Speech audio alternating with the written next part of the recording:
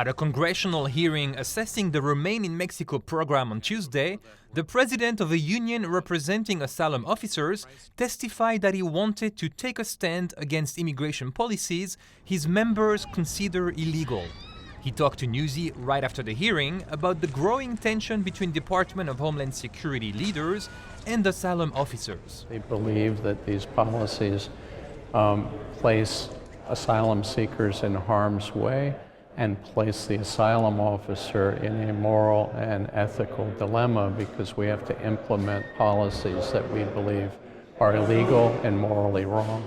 The Trump administration is forcing roughly 60,000 migrants to wait in Mexico for months until the resolution of their asylum cases. The White House says having asylum applicants wait outside the U.S. ensures they don't become fugitives. The administration exempts unaccompanied minors and other vulnerable migrants from being returned to Mexico. And asylum seekers who say they fear persecution in Mexico can technically be exempted too.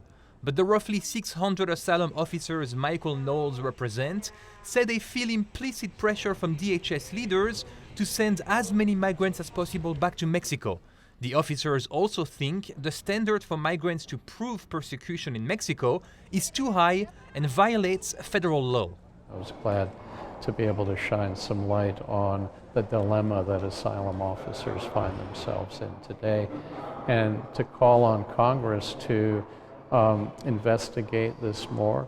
One asylum officer recently resigned in objection to the policy, writing in a memo to his supervisors that Remain in Mexico is clearly designed to keep Latino populations from entering the United States. Knowles says asylum officers feel, quote, complicit in human rights abuses and are finding creative ways to avoid having to implement the policy. It must be said many are leaving just quietly and they're taking their portfolio to other federal agencies or other offices within USCIS where they don't have to do this work.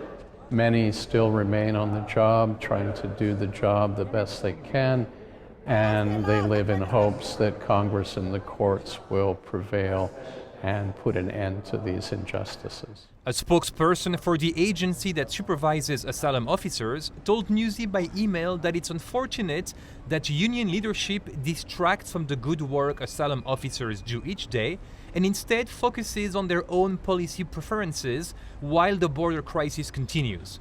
But Knowles said during the hearing that he doesn't know a single asylum officer in the country who believes Remain in Mexico is a good policy. We are in a very adversarial situation now with the political leadership, which has basically denigrated and disparaged the Asylum Corps, insinuating that we either don't know our business or we're not dedicated to the law, and that's a great affront to the asylum officers.